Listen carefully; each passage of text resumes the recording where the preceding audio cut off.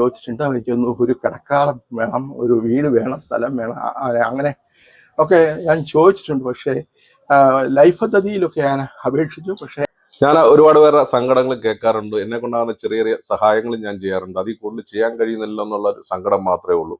എന്നാൽ നമ്മുടെ എല്ലാം ജീവിതത്തിൽ ഒരുപാട് പ്രശ്നങ്ങളും ഒരുപാട് വിഷമങ്ങളും എല്ലാം അടങ്ങിയാണ് നമ്മുടെ ഒരു ജീവിതം എന്ന് പറഞ്ഞു കഴിഞ്ഞാൽ. എന്നോട് ചോദിച്ചാൽ എനിക്കുണ്ട് ഒരുപാട് സങ്കടങ്ങളും കാര്യങ്ങളൊക്കെ പറയാനാണ്.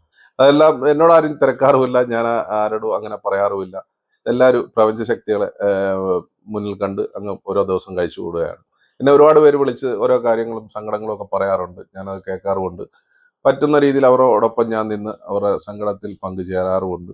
എന്നെ കൊണ്ടാകുന്ന ചെറിയ സഹായങ്ങൾ, വലിയ സഹായങ്ങളൊന്നും എന്നെ കൊണ്ട് ചെയ്യാൻ കഴിയില്ല, ചെറിയ ചെറിയ സഹായങ്ങൾ ചെയ്യാറുമുണ്ട്. അതിലെല്ലാം ഞാൻ സന്തോഷവാനാണ്. അങ്ങനെയാണ് സ്ഥിരം കരിയിലക്കുളങ്ങര വഴി സഞ്ചരിക്കുന്ന കൂട്ടത്തിൽ. പക്ഷേ അച്ഛനെ കാണുന്ന ഈ അടുത്ത സമയത്താണ്. ആ സമയത്ത് എടുത്തൊരു വീഡിയോ ഏകദേശം 1 മണിക്കൂറോളം ഞങ്ങൾ സംസാരിച്ചു. അച്ഛൻ്റെ ഒരുപാട് സങ്കടങ്ങളും കാര്യങ്ങളൊക്കെ എന്നോട് പറഞ്ഞു കഴിഞ്ഞാൽ എല്ലാവരും സങ്കടങ്ങളൊക്കെ പറഞ്ഞു കഴിഞ്ഞാൽ അവസാനം പറയുന്നൊരു കാര്യമുണ്ട്, ഇപ്പോഴാണ് എൻ്റെ മനസ്സൊന്ന് ശാന്തമായത്, അല്ല ഭാരം ഒന്ന് ഇറക്കി വെച്ച് എന്നൊക്കെ പറയാറുണ്ട്. അത് കേൾക്കുമ്പോൾ എനിക്കൊരു സന്തോഷം, ഞാൻ കാരണം അവരുടെ മനസ്സൊന്ന് ഫ്രീ ആയല്ലോ. അങ്ങനെയൊക്കെ നമ്മൾ മറ്റുള്ളവരുടെ സങ്കടങ്ങളൊക്കെ കേൾക്കാനും അവരുടെ സങ്കടങ്ങളിൽ നമ്മൾ അവരോടൊപ്പം ചേർന്ന് നിൽക്കുമ്പോഴും അവരുടെ ജീവിതത്തിലൊക്കെ എന്തെങ്കിലുമൊക്കെ മാറ്റങ്ങളൊക്കെ ഉണ്ടാകുന്ന ഒരു വിശ്വാസത്തോടെയാണ് ഞാനിങ്ങനെയൊക്കെ ചെയ്യുന്നത്. അങ്ങനെ ഈ അച്ഛനെ പരിചയപ്പെട്ടപ്പോൾ അച്ഛൻ്റെ കയ്യിൽ അത്തർ ഉണ്ടായിരുന്നു. അങ്ങനെ 2 അത്തർ മേടിക്കുകയും ചെയ്തു. അന്നേരം ഈ അച്ഛനെ അറിയാവുന്നവർ കാണുമ്പോൾ എന്തെങ്കിലുമൊക്കെ അച്ഛൻ്റെ ഉള്ളത് മേടിച്ച് അച്ഛനുമായിട്ടൊന്ന് സഹകരിക്കണം. പിന്നെ അച്ഛൻ്റെ കേട്ട കൂട്ടത്തിൽ ഏറ്റവും കൂടുതൽ സങ്കടകരമായ കാര്യം ഒരു കിടപ്പാടം ഇല്ലെന്നുള്ളതാണ്. ഇപ്പോൾ കരിയിലക്കുളങ്ങരെ കുറച്ച് സുമനസ്സുള്ള സഹായത്തോടുകൂടി അവിടെയൊക്കെ കഴിഞ്ഞുകൂടുകയാണ്. എന്നാൽ ഈ അച്ഛൻ്റെ വീടിൻ്റെ പദ്ധതികളും എല്ലാം റെഡിയായിരിപ്പുണ്ട്. പക്ഷേ ഇതുവരെ വീട് റെഡിയായിട്ടില്ല. അന്നേരം അതാണ് അച്ഛൻ്റെ ഏറ്റവും വലിയ സങ്കടം. നമ്മുടെ തുച്ഛമായ കുറച്ച് നാളത്തെ ജീവിതത്തിൽ കിടക്കാടം ഇല്ലെന്ന് പറഞ്ഞാൽ ഏറ്റവും വലിയ സങ്കടകരമായ കാര്യമാണ്. അന്നേരം ഈ വീഡിയോ കാണുന്ന എല്ലാവരും മാക്സിമം വീഡിയോ ഷെയർ ചെയ്യണം. പിന്നെ ഏതെങ്കിലും അധികാരികൾ ഈ വീഡിയോ കാണുവാണെങ്കിൽ അച്ഛനെ വേണ്ട ഒരു കിടപ്പാടം ഒന്ന് റെഡിയാക്കി കൊടുത്താൽ വലിയൊരു സന്തോഷമുള്ള ഒരു കാര്യമായിരിക്കും. അന്നേരം വീഡിയോ അച്ഛനുമായിട്ട് സംസാരിക്കുന്ന വീഡിയോ ഞാൻ ഇതിൽ ഉൾപ്പെടുത്താം. എല്ലാവരും വീഡിയോ കേൾക്കണം, കാണണം, മാക്സിമം ഷെയറും കൂടി ചെയ്യണം. അച്ഛനെ കാണുമ്പോൾ അച്ഛൻ്റെ കയ്യിൽ എന്തുവാണുള്ളത് അത് മേടിച്ച് സഹകരിക്കുകയാണ് ചെയ്യണം. ഇതുപോലുള്ളവരെയൊക്കെ നമ്മളൊക്കെ അവരോടൊപ്പം നിന്ന് കഴിഞ്ഞാൽ എല്ലാവർക്കും ജീവിതത്തിലൊരു മാറ്റങ്ങളുണ്ടാവും. അന്നേരം അച്ഛൻ്റെ സംസാരം നമുക്ക് പരിപാടി മാത്രമേ ഉള്ളൂ? അല്ല, വേറെ എന്തൊക്കെയുണ്ട്? എനിക്ക് പേന, മെഴുതിരി, ചന്ദനത്തിരി, ഫ്ലാഗ്, ഫ്ലാഗ്, അത്തറ്, പപ്പടം, പിന്നെ ഈ ലോട്ടറി, രാമച്ച എന്ന് പറയുന്ന ഈ ചൈര്യം, അങ്ങനെ എന്തെങ്കിലുമൊക്കെ കൈ കിട്ടിയാൽ അതൊക്കെ കൊണ്ട് നടന്ന് വിൽക്കുക. പിന്നെ ചിപ്സ് അങ്ങനെ എന്തെങ്കിലും ഒക്കെ കൊണ്ട് നടന്ന് വിൽക്കുക. എന്റെ വീട് നെഞ്ഞാറുളങ്ങരയാണ്. നെഞ്ഞാറുളങ്ങര കാറ്റപ്പള്ളി താലൂക്കില് നെഞ്ഞാറുളങ്ങര ഒരു തിയേറ്റർ ഉണ്ടായിരുന്നു, പഴയ ഒരു അർച്ചന തിയേറ്റർ. അതിന്റെ തെക്കത്ത് ആയിട്ടായിരുന്നു വീട്. പക്ഷെ ഇതിനിടയ്ക്ക് ഒരുപാട് യാതന അനുഭവിച്ച ഞാൻ പഴയ കാലത്തെ ഒരു ചെറിയ സ്പോർട്സ് സ്പിരിറ്റ് ഉള്ള ഒരു ആളായിരുന്നു. മാർഷൽ ആർട്സിന്റെ അങ്ങനെ ഒരു ജീവിതമായിട്ട് കുടുംബമൊക്കെ ഉണ്ടായിരുന്നു. ആ കുടുംബം എല്ലാം തകർന്നു. ഭാര്യയും 2 മക്കളും ഉണ്ട്. 2 മക്കള് പെൺമക്കളാണ്. അവര് ഡൈവേഴ്സ് ആയിരിക്കുന്നു. അവരിപ്പോ എവിടെയാണെന്ന് എനിക്കറിയില്ല. അവരുമായിട്ട് യാതൊരു ബന്ധമില്ല. ഇല്ല, അവരിപ്പോ ചെങ്ങന്നൂരാണ് അവരുടെ വീട്. അച്ഛൻ്റെ കൂടെ ആരുണ്ട്? എന്റെ വീട് എന്റെ കൂടെ ദൈവമല്ല വേറെ ആരുമില്ല. സഹായിക്കാനായിട്ട് ഈ കുളങ്ങര അന്തേവാസികൾ നല്ല സഹകരണത്തോടു കൂടി എന്തെങ്കിലുമൊക്കെ ഈ സാധനങ്ങൾ എടുക്കുകയും സഹകരിക്കുകയും നല്ല സംസ്കാരത്തോടു കൂടി ഇടപഴകുകയും ചെയ്യുന്നുണ്ട്. മറ്റുള്ള പല സ്ഥലങ്ങളിൽ ഞാൻ പോയിട്ടുണ്ടെങ്കിലും കരിയിലക്കുളങ്ങര അന്തേവാസികളെ പോലെ നല്ല സഹകരണമുള്ള നല്ല മനോഭാവമുള്ള മനുഷ്യനെ ഞാൻ കണ്ടിട്ടില്ല എന്ന് ഞാൻ പറയുന്നില്ല. എന്നാൽ ഞാൻ കണ്ടിട്ടുണ്ട്. കരിയിലക്കുളങ്ങരയ്ക്ക് ഒരു പ്രത്യേകതയുണ്ട്.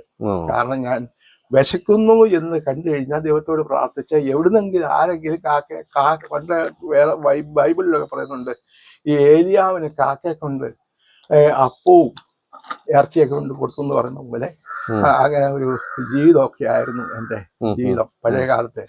അന്നേരം ഇങ്ങനെ പണ്ട് പഠിപ്പിക്കാൻ പോകുമായിരുന്നു മാർഷൽ ആർട്സ്.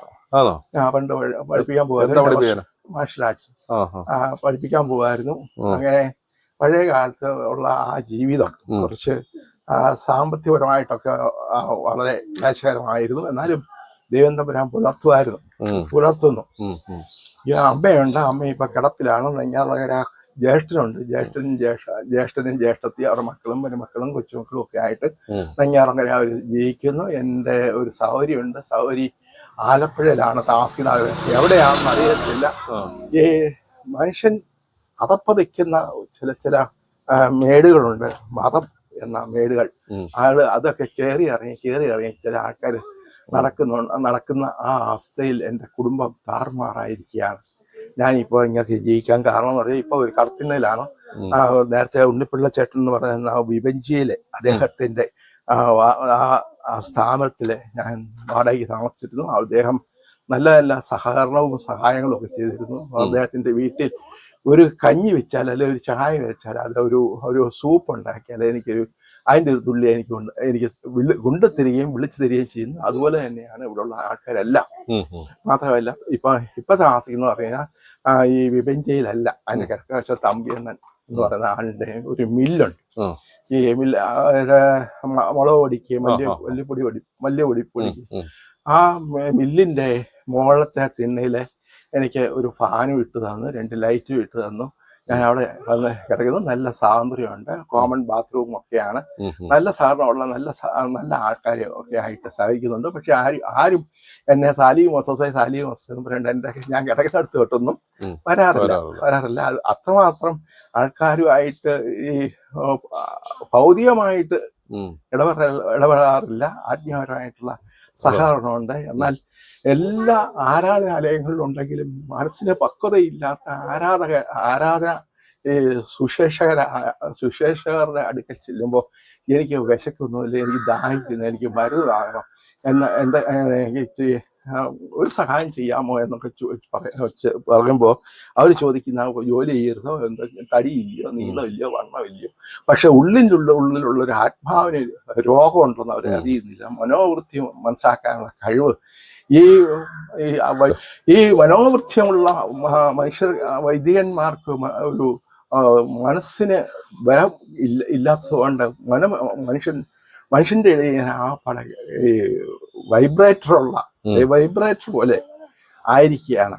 പല പാസ്റ്റർമാരുടെ ഉപദേശിമാരുടെ പള്ളികളിലും അങ്ങനെ പല സ്ഥലത്തും ആരാധനാലയത്തിലൊക്കെ ചെന്ന് സഹായം ചോദിച്ചിട്ടുണ്ട്. അവർക്ക് ഒരു കിടക്കാളം വേണം, ഒരു വീട് വേണം, സ്ഥലം വേണം, അങ്ങനെ ഒക്കെ ഞാൻ ചോദിച്ചിട്ടുണ്ട്. പക്ഷേ ലൈഫ് പദ്ധതിയിലൊക്കെ ഞാൻ അപേക്ഷിച്ചു. പക്ഷേ ലാസ്റ്റ് മനുഷ്യാവകാശ കമ്മീഷനിൽ നിന്നും തിരുവനന്തപുരം കേരള സംസ്ഥാന മനുഷ്യാവകാശ കമ്മീഷനിൽ നിന്നും അത് ഉത്തരവുണ്ടായി. സാലിദോസിന് വീട് സ്ഥലവും കൊടുക്കണം, റേഷൻ കാർഡ് കൊടുക്കണമെന്നൊക്കെ. പക്ഷെ ഉണ്ണിപ്പിള്ള ചേട്ടന്റെ ആ സഹായത്താൽ എനിക്ക് റേഷൻ കാർഡ് കിട്ടി. പിന്നെ ആ സ്ഥലവും വീടും കിട്ടാതെ വന്നപ്പോൾ ഞാൻ നേരെ വീണ്ടും അപേക്ഷിച്ചു ഈ മനുഷ്യാവകാശ കമ്മീഷനിലേക്ക്. അവർ നേരെ ആലപ്പുഴ ജില്ലാ കളക്ടറിന്റെ സാന്നിധ്യം മനസ്സിലാക്കാനായിട്ട് അവരോട് ചോദിക്കുക. അവരുടെ അദ്ദേഹത്തിന്റെ ഉത്തരവുണ്ടാകാനും ആ സഹായം വാങ്ങിത്തരുവാനും അദ്ദേഹം തയ്യാറായി, മനുഷ്യാവകാശ കമ്മീഷൻ തയ്യാറായി. പക്ഷെ തയ്യാറായെങ്കിൽ ഇന്നലെ എന്തായെന്നോ ചിങ്ങോലി പഞ്ചായത്താണ് എൻ്റെ നെഞ്ഞാളകർ എന്ന് പറയുന്നത് ചിങ്ങോലി പഞ്ചായത്താണ്.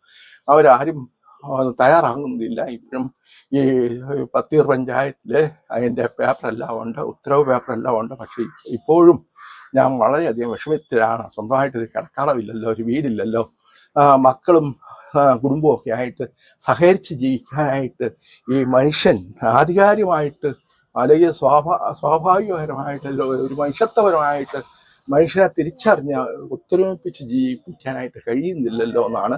പക്ഷെ ലോകമെമ്പാടും ഈ യുദ്ധങ്ങളും ക്ഷാമങ്ങളും ഭൂകമ്പങ്ങളും ഒക്കെ ഉണ്ടാകുമെന്ന് പറഞ്ഞു കഴിഞ്ഞാൽ മനുഷ്യന്റെ അകം നന്നല്ല, സംസാരിച്ച് വല്ലാത്ത രീതിയിൽ ആക്കുന്നു, പ്രവൃത്തിയും വേറൊന്നും രീതിയിലാക്കുന്നു. അതുകൊണ്ടാണ് ഈ ലോകം മൊത്തം ഭൂകമ്പവും യുദ്ധവും ക്ഷാമങ്ങളും ഒക്കെ ഉണ്ടാകുന്നതെന്നാണ് എനിക്ക് മനസ്സിലാക്കാൻ കഴിയുന്നത്. ഇപ്പം ഞാൻ ജീവിക്കുന്ന ജീവിതവും അങ്ങനെയൊക്കെയാണെന്ന് ബഹുമാനപ്പെട്ടിട്ടുള്ളവർക്കും നല്ല നല്ല സുഹൃത്തുക്കൾക്കും പുതിയ സുഹൃത്തുക്കൾക്കും പഴയ സുഹൃത്തുക്കൾക്കും ഇനിയും വരാൻ പോകുന്ന സുഹൃത്തുക്കൾക്കും കുഞ്ഞു കുട്ടികൾക്കും എല്ലാവർക്കും മനസ്സിലാകുമെന്ന് എനിക്ക് തോന്നുന്നു.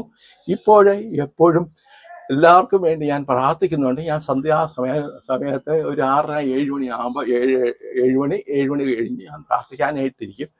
രാത്രി ഒരു 8:30-9 മണിക്കുള്ളിൽ പ്രാർത്ഥിച്ച് ഞാൻ കയറി കിടന്നുറങ്ങും. എന്തെങ്കിലും കഴിക്കാനായിട്ട് ഇവിടെയുള്ള ആൾക്കാരൊക്കെ ആയിട്ട് സഹകരിക്കുമ്പോൾ അവരൊക്കെ എന്നെ സഹായിക്കുന്നുണ്ട്. പക്ഷെ ചില ആൾക്കാർക്ക് എന്തോ മടിയായിട്ട് മാറുന്നുണ്ട്. എന്താണെന്ന് അറിയുന്നില്ല. അത് മാനസികപരമായിട്ടുള്ള മതമാണോ, മാനസികപരമായിട്ടുള്ള ടെമ്പറേച്ചർ ചൂട് അവസ്ഥയാണോ എന്നറിയത്തില്ല. അവരുടെ ആയിട്ടുള്ള മനസ്സിന് താങ്ങാനാവാത്ത പ്രയാസമാണോ എന്നറിയത്തില്ല. രാഷ്ട്രീയമാണോ, മതമാണോ, അങ്ങനെ കുലമാണോ, ഗോത്രമാണോ, കുടുംബമാണോ, എന്തൊക്കെയാണെന്ന് അറിയത്തില്ല. എൻ്റെ ജീവിതത്തിൽ ഞാൻ അനുഭവിക്കാവുന്നതിന് ഇടയ്ക്ക് ഞാൻ ഒരു ജയിൽവാസം അനുഭവിച്ചു. 1999 ഞാൻ ജയിലിലേക്ക് പ്രവേശിച്ചതാണ്. 18 വർഷം ജയിലിൽ നിന്ന് ഇറങ്ങാതെ ആരുടെയും സഹായമില്ലാതെ അവിടെ കിടന്നു. പക്ഷേ എന്നെ മനസ്സിലാക്കാൻ കഴിവില്ലാത്ത ആൾക്കാരെല്ലാം കൂടെ ചേർന്ന് എന്നെ പ്രതിയാക്കുകയായിരുന്നു ചെയ്തത്. കാരണം പോലീസിൻ്റെ ഇടിയും തൊഴിയും ചവിട്ടും മെതി ഒരുപാട് ഏറ്റതാണ്. നാട്ടുകാരും ഉപദ്രവിച്ചു, വീട്ടുകാരും ഉപദ്രവിച്ചു. പിന്നെ ലാസ്റ്റ് ഇവിടെ പൂജപ്പുര സെൻട്രൽ ജയിലിൽ കിടക്കുമ്പോൾ ജയിലിനകത്തുനിന്ന് പാരാത്രിക്ക് 2 മണി 2:30 ആകുമ്പോൾ ഒരു പരേഡ്, കുറച്ച് ഉദ്യോഗസ്ഥന്മാർ വന്ന് സെല്ല് തുറന്ന് ചില ആൾക്കാരെ പിടിച്ച് വെളിയിലിറക്കി ഒരു മൈതാനം പോലെ വിജനമായ സ്ഥലത്ത് കൊണ്ടുപോയി നല്ലപോലെ ഇടിക്കും. ചില ആൾക്കാർ മരിക്കാറുള്ളത് കൊണ്ട് എന്നെ ഉപദ്രവിച്ചിട്ടുണ്ട്. പക്ഷേ ഞാൻ ഉപദ്രവം ഏറ്റുമെങ്കിലും ദൈവം തമ്പുരാൻ എന്നെ രക്ഷപ്പെടുത്തി. പിന്നെ അവിടുന്ന് ലാസ്റ്റ് ഞാൻ ഒരുപാട് പരാതികൾ അങ്ങനെ ഓരോരോ ഉദ്യോഗസ്ഥന്മാർക്ക് അയക്കും, മന്ത്രിമാർക്ക് അയക്കും, മനുഷ്യാവകാശ കമ്മീഷൻ അയക്കും. അങ്ങനെ ലാസ്റ്റ് ആ ജയിലിനകത്ത് തന്നെയുള്ള ഈ തടവുകാരെ അവർ ചട്ടം പിടിച്ച് അങ്ങനെ ഉപദ്രവമൊക്കെ ഏറ്റിട്ടുണ്ട്. ഞാൻ ഇതിനിടയ്ക്ക് ഈ ജയിലിൽ നിന്ന് ഇറങ്ങാൻ കാരണം എന്ന് പറഞ്ഞു കഴിഞ്ഞാൽ ഹോർട്ടിക്കൾച്ചർ എന്നൊരു അധ്യാപകൻ അവിടെ കേരള സംസ്ഥാനത്തിൻ്റെ ഡയറക്ടറായിരുന്നു. ഹോർട്ടിക്കൾച്ചർ അദ്ദേഹത്തിൻ്റെ എന്താണെന്നോ അദ്ദേഹം എന്നെ വിളിപ്പിച്ച് അങ്ങനെ ഞാൻ ക്ലാസ്സിൽ പങ്കെടുക്കാറുള്ളതുകൊണ്ട് സാലിയോസസ് ഇനി ഇറങ്ങിയാൽ അങ്ങനെ ജീവിക്കും, ഏത് രീതിയിൽ ജീവിക്കും എന്നുള്ള ക്ലാസ്സൊക്കെ എടുക്കാറുണ്ട്. പക്ഷെ പിന്നെ കഥ എഴുത്തും അങ്ങനെയുള്ള ഓരോ കാര്യങ്ങളും പ്രസംഗങ്ങളും അങ്ങനെ എഴുത്ത് കാര്യങ്ങളും ഒക്കെ അവർ അതിൻ്റെ ആയിട്ടുള്ള തീരുമാനങ്ങളും ഒക്കെ അറിയിക്കും. ഓരോ സ്വഭാവ രീതികൾ അറിയിക്കും. മനുഷ്യൻ്റെ രീതികളൊക്കെ എന്നോട് ചോദിക്കും. വെളിയിൽ നടന്നിട്ടുള്ള കാര്യങ്ങളും ജീവിതത്തിൽ അനുഭവിച്ചിട്ടുള്ള ഓരോരോ രീതികളും ഞാൻ അവരോട് പറയും. അങ്ങനെ ഇരിക്കെ ഒരു മനുഷ്യൻ അവിടെ പെട്ടെന്ന് ദൈവത്തെ പോലെ തമ്പുരാൻ പ്രത്യക്ഷപ്പെടുന്ന പോലെ, ഒരു സൂര്യൻ പ്രത്യക്ഷപ്പെടുന്ന പോലെ, അല്ലെങ്കിൽ ഒരു നക്ഷത്രം പ്രത്യക്ഷപ്പെടുന്ന പോലെ ഒരു ചെറുപ്പക്കാരൻ വന്ന് ഞാൻ 10ാം ബ്ലോക്കിൽ കിടക്കുമ്പോൾ 9ാം ബ്ലോക്കിൽ അദ്ദേഹം വന്ന് വന്ന് കിടന്നു. അങ്ങനെ അദ്ദേഹത്തെ അവിടെ കിടത്തിയപ്പോൾ അദ്ദേഹം അവിടെ കിടക്കുമ്പോൾ അദ്ദേഹം എന്നെ വന്ന് തിരക്കി, സാലി മോസസ് എവിടെയാണ്, അങ്ങനെ എന്നെ തിരക്കി എന്നെ കണ്ടുപിടിച്ചിട്ട് എന്നോട് പറഞ്ഞു, സാലി മോസസിന് ഒരു മോചനം വേണ്ടായോ, ഇങ്ങനെ കിടന്നാൽ മതിയോ, ഭാര്യയില്ലയോ, അമ്മയില്ലയോ, മക്കളില്ലയോ, സഹോദരങ്ങളില്ലയോ, കൂട്ടുകാരില്ലയോ, നാട്ടുകാരില്ലയോ, ആരും സഹായിക്കാതിരിക്കുന്നതിൻ്റെ കാരണം എന്ന് പറഞ്ഞു കഴിഞ്ഞാൽ മോസസിൽ നിന്നും വരുമാനമൊന്നും ആർക്കും കിട്ടുന്നില്ല. അതുകൊണ്ടാണ് വരുമാനം ഉണ്ടെങ്കിൽ മാത്രമേ, അല്ലെങ്കിൽ എന്തെങ്കിലും സഹായ സഹകരണങ്ങൾ, അല്ലെങ്കിൽ ക്രിമിനൽ പശ്ചാത്തലത്തിൽ എന്തെങ്കിലും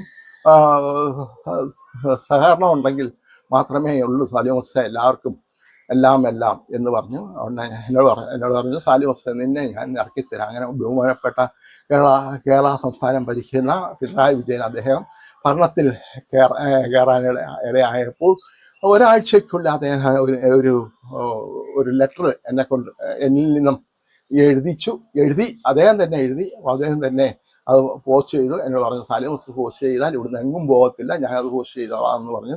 ആ മനുഷ്യൻ ഏതാണോ എങ്ങനെയാണെന്ന് എനിക്കറിയത്തില്ല. എവിടുന്ന് വന്നെന്നോ ഏത് രീതിയിൽ വന്നെന്നോ പിന്നെ ഞാൻ ഇന്നലെ കണ്ടിട്ടുമില്ല. പക്ഷേ 2 ആഴ്ചക്കുള്ളിൽ ഞാൻ അവിടുന്ന് ജയിലിൽ നിന്ന് മോചിതനായി. ഒരു സത്യം നല്ലൊരു മനുഷ്യനായി കണ്ടു ആ പിണറായി വിജയൻ. അദ്ദേഹത്തെ രാഷ്ട്രീയപരമായിട്ടുള്ള അദ്ദേഹം ഒരു വൈദികനാണോ, അല്ലെങ്കിൽ ഒരു രാഷ്ട്രീയ നേതാവാണെന്നോ, അല്ലെങ്കിൽ അദ്ദേഹത്തിൻ്റെ കുടുംബത്തിൻ്റെ വലിയൊരു താലന്താണെന്ന് എനിക്കറിയത്തില്ല. പക്ഷെ എന്നെ രക്ഷിച്ച ആ പിണറായി വിജയൻ അദ്ദേഹം. പക്ഷെ രാഷ്ട്രീയ രീതിയിൽ പറഞ്ഞതല്ല, മതപരമായിട്ടും പറഞ്ഞതല്ല, അതാരും തെറ്റിദ്ധരിക്കരുത്. പക്ഷെ എനിക്ക് അവിടെ നിന്നും ഇറങ്ങാൻ കഴിഞ്ഞപ്പോൾ ഒരുപാട് വീഡിയോക്കാരും പത്രക്കാരും ഒരുപാട് ആൾക്കാരും രാത്രി 12 മണി 2 മണി വരെ എൻ്റെ പുറകെ ഉണ്ടായിരുന്നു. 2016 6/12/2016 എന്നെ ജയിലിൽ നിന്നും മോചിതനാക്കുന്നത്. അങ്ങനെ ഞാൻ നേരെ ഇറങ്ങാൻ പാടിച്ചപ്പോൾ അവിടുത്തെ വെൽഫെയർ ഓഫീസർ എന്നെ വിളിച്ചു പറഞ്ഞു, സാലിയോസിനെ തിരക്കി വരുവാനും പറയുവാനും ചോദിക്കാനും നോക്കുവാനും കാണുവാനും ആരും ഇല്ലാത്തതുകൊണ്ട് കോട്ടയം ആശ്വാസ ഭവൻ എന്ന് പറയുന്ന ഒരു സ്ഥാപനത്തിൽ 4 ദിവസം വയ്ക്കൂ, അവർ നിങ്ങളെ സ്വീകരിച്ചോളൂ എന്ന് പറഞ്ഞു. ലാസ്റ്റ് എനിക്ക് ഇച്ചിരി പൈസ ഉണ്ടായിരുന്നു. ആ പൈസയായിട്ട് നേരെ അവിടെ ചെന്നു. അവിടെ ചെന്നുകൊണ്ട് രാത്രി ആയതുകൊണ്ട് ഞാൻ അവിടുത്തെ തിണ്ണയിൽ കിടക്കുകയാണ്. അവർക്ക് സ്കൂളൊക്കെ ഉണ്ട്, ആ ബസ്സുകളൊക്കെ ഉണ്ട്. ആ തിണ്ണയിൽ കിടന്ന് രാത്രി നല്ല വിശപ്പുണ്ടായി, പക്ഷെ എങ്ങൊന്നും ആഹാരം കഴിക്കാൻ പറ്റിയില്ല. അധികാലത്ത് ഞാൻ അതിൻ്റെ മതിയാടി പോയി ആഹാരം കഴിച്ചതിന് അവർക്ക് അമർഷം ഉണ്ടായതിന് അന്ന് എനിക്ക് കിട്ടാവുന്നതെല്ലാം കിട്ടി, എല്ലാവരും കൂടെ ചേർന്ന്. പിന്നെ ഇവിടെ നിന്ന് നേരെ ഞാൻ അവരുടെ ചോദ്യത്തിനൊക്കെ മറുപടി വന്ന് കിട്ടി. നേരം അവിടുത്തെ അവിടെ ഒരു പള്ളിയുണ്ട്. എനിക്ക് തോന്നി ആ മനുഷ്യൻ പൈസ കൊടുക്കാമെന്ന് വിചാരിച്ചു. 2000 രൂപ ഞാൻ എടുത്ത ആ മനുഷ്യന് എൻ്റെ ആയിട്ടുള്ള വിശ്വാസത്തിൻ്റെ അടിസ്ഥാനത്തിൽ, അല്ല വേറെ ഒന്നുമല്ല, ആ മനുഷ്യന് 2000 രൂപ എടുത്ത ഒരു പയ്യനെ, അവിടെ താച്ചോട്ടൊരു പയ്യനെ വിളിച്ച്, ഒരു കൊച്ചനെ, ഒരു മകനെ, നല്ല അറിവും കഴിവുള്ള ഒരു പയ്യനാണ്. ആ പയ്യനെ വിളിച്ചിട്ട് പറഞ്ഞ പോലെ തന്നെ ഈ പൈസ ആ വൈദ്യന് കൊടുത്തേക്കണമെന്ന് പറഞ്ഞു. എന്നിട്ട് ഒരു ലെറ്റർ എഴുതി കൊടുത്തു. പക്ഷേ ഈ പയ്യന് കൊടുക്കുന്ന മറ്റൊരു കൊച്ചൻ കണ്ടു. ആ കൊച്ചൻ ചെന്നിട്ട് അവിടുത്തെ ഡയറക്ടറോട് എന്ന് വെച്ച് പറഞ്ഞു. ആ ഡയറക്ടർ പെട്ടെന്ന് തന്നെ ഈ കൊച്ചനെ പിടിക്കപ്പെട്ടു. ആ കൊച്ചനിൽ നിന്നും പൈസ മേടിച്ചു. അങ്ങനെ അതിൻ്റെ പിറ്റേന്ന് എന്നെ അവിടുത്തെ പാക്ക് ചെയ്ത് നേരെ ആലപ്പുഴ തകഴി ആനപ്രാമ്പിൽ ജോർജ് കുട്ടി എന്ന് പറഞ്ഞ അദ്ദേഹത്തിൻ്റെ സ്ഥലത്തുകൊണ്ട് എൻ്റെ ബാഗിൽ നിന്നും ജഡ്ജ്മെൻറ്റും എല്ലാം അദ്ദേഹം വാങ്ങി. ഒരുപാട് പേന ഉണ്ടായിരുന്നു. ഞാൻ കഥ എഴുതുമായിരുന്നു ജയിലിൽ. അങ്ങനെ ആ പേനയൊക്കെ വാങ്ങിയതിന് ശേഷം ഞാൻ ജഡ്ജ്മെൻറ്റ് ചോദിച്ചതിന് അദ്ദേഹത്തിൻ്റെ ഈ മാനസിക രോഗവും ശാരീരിക രോഗവും മറ്റ് അസ്വസ്ഥതയുള്ളവരെല്ലാവരും കൂടെ ഒന്നിച്ചാണ് കിടക്കുന്നത്. അതിൽ ഞാൻ പ്രയാസം അറിയിക്കാനായിട്ട് ആലപ്പുഴ വെൽഫെയർ ഓഫീസുണ്ട്. അതായത് കോടതി ജംഗ്ഷൻ, വില്ലേജ് ജംഗ്ഷൻ വടക്ക് വശമാണ് കോടതി വെൽഫെയർ ഓഫീസ്. ആ വെൽഫെയർ ഓഫീസർ അദ്ദേഹത്തിന് എഴുതാമല്ലോ എന്ന് വിചാരിച്ച് ഒരു പേപ്പർ ചോദിച്ചുകൊണ്ട് തന്നില്ല. അങ്ങനെ അവിടെ ഇടുകയുണ്ടായി. ശരിക്കും ഉപദ്രവിച്ചിട്ട് ആ ഉപദ്രവം ഏറ്റപ്പോൾ എനിക്ക് ഒരു വല്ലാത്തൊരു പ്രയാസമുണ്ടായി. അങ്ങനെ ഇരുന്നപ്പോൾ അതിന് നേതൃത്വം വഹിച്ച ഒരു മനുഷ്യനവിടെ മാറി ഇങ്ങനെ കട്ടിലെ ഇങ്ങനെ കിടക്കുകയായിരുന്നു. എല്ലാവരെയും കുളിപ്പിക്കാനായിട്ട് വെളിയിറക്കി. ഈ അനാഥ മന്ദിരത്തിൽ കിടക്കുന്ന ആൾക്കാരെ കുളിപ്പിക്കാന്ന് പറഞ്ഞാൽ ഒരു ഓസ് വെച്ച് ഇങ്ങനെ കാണിക്കത്തേ ഉള്ളൂ. ഇങ്ങനെ കാണിച്ച് ശരിക്കും എണ്ണയൊന്നും തലയിൽ തേക്കാൻ തരികയില്ല. അങ്ങനെയാണോ എൻ്റെ രീതി. ഞാൻ പെട്ടെന്ന് അങ്ങനെ ഇരുന്നപ്പോൾ ഞാൻ ഇയാളെ അവിടെ കിടക്കുന്ന കണ്ടുകൊണ്ട് ഞാൻ പെട്ടെന്ന് അയാളെ കയറി പിടിച്ചു. എന്നെ ഉദ്ധരിക്കാൻ തയ്യാറായ ആളിനെ എനിക്ക് എങ്ങനെയെങ്കിലും ഇവിടുന്ന് രക്ഷപ്പെടണമെന്നുള്ള രീതിയിലാണ് കയറി പിടിച്ചത്. പെട്ടെന്ന് വേറൊരു പൊട്ടൻ അയാളെ പെട്ടെന്ന് ചെന്ന് അദ്ദേഹത്തിനോട് പറഞ്ഞു, എന്നെ ആംഗ്യം കാണിച്ചു. ഞാൻ അയാളെ ഉദ്ദേശിക്കുന്നു, ഈ നേതൃത്വം വഹിച്ച ആളിനെ ഉദ്ദേശിക്കുന്നു ആംഗ്യം കാണിച്ച് പെട്ടെന്ന് അവിടുന്ന് തന്നെ എന്നെ പിക്കപ്പ് ചെയ്തു. അങ്ങനെ പുന്നപ്ര ഒരാളുണ്ടല്ലോ, ഒരു മനുഷ്യൻ ജയിലിൽ കിടന്നിട്ടുള്ള അയാളുടെ അടുക്കൽ കൊണ്ടുപോകാനായിട്ട് തയ്യാറായി. എൻ്റെ കയ്യിൽ നിന്ന് കുറച്ച് പൈസ മേടിച്ചിട്ടുള്ള ആ പൈസ എൻ്റെ തന്നു, തിരിച്ചു തന്നു. ആ പൈസ ആയിട്ട് എന്നെ നേരെ അവരുടെ വണ്ടിയിൽ തന്നെ അതുകൊണ്ട് ഉണ്ടല്ലോ ഈ പിടിച്ച് ലോക്കപ്പിൽ ഒരു വല്ലാതെ ഇവിടെ ജയിലിലൊക്കെ അറിയാമോ? അല്ല, ഞാൻ കൊണ്ടുപോകുന്നത് ജയിലിൽ കൊണ്ടുപോകുന്നേ. അവിടുന്നൊക്കെ ഇറങ്ങി ജയിലിൽ നിന്നൊക്കെ ഇറങ്ങി. അങ്ങനെ അവിടുന്ന് പുന്നപ്ര ഒരു മനുഷ്യൻ ഉണ്ടായിരുന്നു, ഈ അനാഥ മന്ദിരം നടത്തിയത്. അവിടെ കൊണ്ടുപോകാനായിട്ട് തയ്യാറായി. അവിടുന്ന് ഞാൻ രക്ഷപ്പെട്ടു. പിന്നെ പെങ്ങ ഞാൻ പറഞ്ഞ പെങ്ങളുടെ എടുക്കാൻ കൊണ്ടുവിട്ടു. ഞാൻ കുറച്ച് പൈസ നിങ്ങൾക്ക് തന്നേക്കാന്ന് പറഞ്ഞു. അങ്ങനെ പെങ്ങ എടുക്കാൻ കൊണ്ടിട്ട് ഞാൻ പറഞ്ഞു, നിങ്ങൾ പൈസ പൊയ്ക്കോളാൻ പറഞ്ഞു. പൈസ കൊടുത്തിട്ട് അവർ വണ്ടി വിട്ടു പോവുകയും അവർക്ക് ചായ ഉണ്ടാക്കാനായിട്ട് പെങ്ങൾ പോയപ്പോൾ പെങ്ങൾ ചായയും കൊണ്ട് വന്നപ്പോൾ എന്നോട് ചോദിച്ചു, ഇവരെല്ലാം എന്ത് ചെയ്യണമെന്ന് ചോദിച്ചു. ഞാൻ പറഞ്ഞു, അവരെല്ലാം പോയി. നീ ഇവിടെ താമസിക്കാനാണെന്ന് ചോദിച്ചു. അങ്ങനെ എന്തായാലും സഹോദരങ്ങളുടെ അടുക്കൽ പോകാനായിട്ടാണ് എല്ലാവരും ലാസ്റ്റ് ഒരു അവസ്ഥയിലെത്തി. പക്ഷേ ഇന്ന് ഞാൻ ജീവിക്കുന്നത് ഇപ്പോൾ ഒരു സ്വന്തമായിട്ടൊരു വീടോ സ്വന്തമായിട്ട് ഒരു സെൻറ്റ് ഭൂമിയോ ഒന്നുമില്ല. എല്ലാവരും പറയാം അനാഥ മന്ദിരം എന്ന സത്യങ്ങളുടെ ഉടയവനായിരിക്കുന്ന ദൈവത്തിൻ്റെ മുമ്പാകെ ഞാൻ പറയുകയാണ്, നിങ്ങളായും വിചാരിക്കുന്ന പോലുള്ള അല്ല അനാഥ മന്ദിരം. അവിടെയൊക്കെ എന്ന് പറഞ്ഞു കഴിഞ്ഞാൽ കാശിന് വേണ്ടിയും മറ്റുള്ള കാര്യത്തിന് വേണ്ടിയൊക്കെയാണ് ഈ അനാഥ മന്ദിരം എന്നൊക്കെ പറയുന്നത്. സ്വന്തത്തിൽപ്പെട്ടവരെ തമ്മിലടിപ്പിച്ച് അകറ്റുകയും ചില ആൾക്കാർ അവിടങ്ങളിൽ അവർക്ക് വേണ്ടുന്നതൊക്കെ ചെയ്യുകയൊക്കെ ചെയ്യുന്നുണ്ട്. ഞാനിപ്പോൾ ഇങ്ങനെയൊക്കെ ഒരുപാട് അനാഥ മന്ദിരങ്ങളുണ്ടല്ലോ നല്ല രീതിയിൽ പ്രവർത്തിക്കും. ഒറ്റൊരു അനാഥ മന്ദിരമില്ല, ഒരു അനാഥ മന്ദിരമില്ല, ഒറ്റ അനാഥ മന്ദിരം എന്ന് പറഞ്ഞാൽ. കാരണം ലോകത്തിലെ യൂണിവേഴ്സിറ്റി എന്ന് പറഞ്ഞാൽ മദ്രാസ് യൂണിവേഴ്സിറ്റി ഉണ്ട്, അങ്ങനെ ചെന്നൈ യൂണിവേഴ്സിറ്റി ഉണ്ട്, കേരള യൂണിവേഴ്സിറ്റി ഉണ്ട്. ലോകത്തിലെ ഏറ്റവും വലിയ യൂണിവേഴ്സിറ്റി എന്ന് പറയുന്നത് ജയിലാണ്. ജയിൽ എന്ന് പറയുന്നത് ലോകത്തിലെ ഏറ്റവും വലിയ യൂണിവേഴ്സിറ്റിയാണ്. ആ യൂണിവേഴ്സിറ്റിയിൽ ഇല്ലാത്തതൊന്നുമില്ല. കാരണം കള്ളന്മാരും ദുഷ്ടന്മാരും കൊലപാതകികളും മോഷ്ടാക്കളും അടിപിടിക്കാരും കള്ളക്കടത്തുകാരും പെണ്ണുപിടുത്തക്കാരും കള്ളനോട്ട് കച്ചവടക്കാരും പണമോഹികളും പലതരത്തിലുള്ള ബിസിനസ്സുകാരും അങ്ങനെ ലോക കച്ചവടക്കാരും എല്ലാം വന്നു ചേരുന്നത്, ലാസ്റ്റ് വന്നു ചേരുന്നത് ജയിലാണ്. ആണോ നിങ്ങൾ തന്നെ ആലോചിച്ച് നോക്ക്. അവിടെ എല്ലാവരുടെ ഇടയിൽ 18 വർഷത്തിൻ്റെ ആ ഇടയിൽ സീനിയർ ഒരു തടവുകാരനുള്ള നിലയിൽ ഒരു സീനിയർ മോസ്റ്റ്, അതായത് തടവുകാരൻ എന്നുള്ള നിലയിൽ ചില ഓടി വന്നിച്ച് സാലിം മൊസസെ അച്ചായ, സാലിം മൊസസെ അച്ചായ, എനിക്ക് അവിടെ വിഷമം, എനിക്ക് അമ്മയെ കാണാൻ പറ്റുന്നില്ല, അച്ഛനെ കാണാൻ പറ്റുന്നില്ല, ഭാര്യയെ കാണാൻ പറ്റുന്നില്ല, മക്കളെ കാണാൻ പറ്റുന്നില്ല, എനിക്ക് എൻ്റെ ഒരു പേപ്പർ വേണം, ഒരു നല്ലൊരു മുണ്ട് വേണം, ഒരു ഉടുപ്പ് വേണം, എനിക്ക് നല്ലൊരു ഒരു പായ് വേണം. കാരണം നമ്മളൊക്കെ എന്ന് പറഞ്ഞാൽ ജയിലിൽ കിടക്കുമ്പോഴൊക്കെ എന്ന് പറഞ്ഞാൽ സൂപ്രണ്ട് അവരൊക്കെ വരുമ്പോൾ അവരാരും ഈ പായുണ്ടോ, തലേണയുണ്ടോ, മുണ്ടുണ്ടോ, ഉടുപ്പുണ്ടോ ഒന്നും തിരക്കാറൊന്നും തോന്നിയില്ല. അതൊക്കെ എന്ന് പറഞ്ഞാൽ ചില തടവാറുടെ കസ്റ്റഡിയിലാണ് ഇതെല്ലാം ഇരിക്കുന്നത്. അതല്ല ഇങ്ങനെ ഈ ഒരാളിനെ അവിടുന്ന് ജയിലിൽ നിന്ന് മോചിപ്പിക്കണമെന്ന് തോന്നുമ്പോൾ മേളിൽ കിടന്ന് ഇങ്ങനെ ഒരു പേപ്പർ വന്ന് അവരുടെ പേപ്പർ വന്ന് ഫയൽ വന്നു കഴിഞ്ഞാൽ അത് താഴെ കൂടെ ഇങ്ങനെ കറങ്ങി അങ്ങ് പോകും. അത് ചില ബീഡിക്കും ഒരു പൊതി കഞ്ചാവിനും ഒക്കെ ആയിരിക്കും, അല്ലാതെ ചിലർക്ക് പൈസയ്ക്ക് വേണ്ടിയൊക്കെ ആയിരിക്കും. അതിന് എത്ര വർഷം കിടന്നു ജയിലിൽ? ഞാൻ മൊത്തം 18 വർഷം പൂർത്തിയായിട്ട് കിടന്നു ജയിലിൽ. അത് ശരി. ജയിലിൽ 18 വർഷം. എത്രാമത്തെ വയസ്സിലാ പോയത്? എനിക്കൊരു 30 വയസ്സ്. 30 വയസ്സിൽ പോയി. ഇപ്പൊ എനിക്ക് 61 വയസ്സ് കഴിഞ്ഞു. 61 വയസ്സ് കഴിഞ്ഞ് ഭാര്യയെ കാണാനും മക്കളെ കാണാനും അവരോടൊപ്പം ജീവിക്കാനും ഒക്കെ ആയിട്ട് ഞാൻ പോയി. അവരെങ്ങനെയാണെന്നോ ഏതാണെന്നോ ഏത് രീതിയിൽ ജീവിച്ചെന്നോ അത് ദൈവത്തിനേ അറിയാവൂ. അവർക്ക് ഒരു നേരത്തെ ഭക്ഷണം ആര് കൊടുക്കുന്നോ, അവരെങ്ങനെ ഏതൊക്കെ രീതിയിൽ വളരെ വളരെ അരാജകത്തിൽ ആയിരുന്നു അവരുടെ ജീവിതം. അതുകൊണ്ടായിരിക്കാം ഡൈവേഴ്സായ അവർ. ജയിലിൽ വന്നതിന് ശേഷം ഇവരെ കണ്ടിട്ടില്ലേ? അവരെ കാണാൻ പോയായിരുന്നു, പക്ഷെ കാണാൻ പോയപ്പോൾ അവർ പെരയ്ക്കകത്ത് കയറി കഥ പറഞ്ഞു. പിന്നെ കണ്ടിട്ടുമില്ല. പിന്നെ കാണുന്ന കോടതി വെച്ച ഡൈവേഴ്സ് ആക്കി. എത്ര മക്കളുണ്ട്? എനിക്ക് 2 പെൺമക്കളെ. അന്നേരം ഇപ്പം പരിപാടി എന്തൊക്കെയാ? ഇപ്പൊ എനിക്ക് പരിപാടി എന്ന് പറയുന്നത് ഇത് കണ്ട്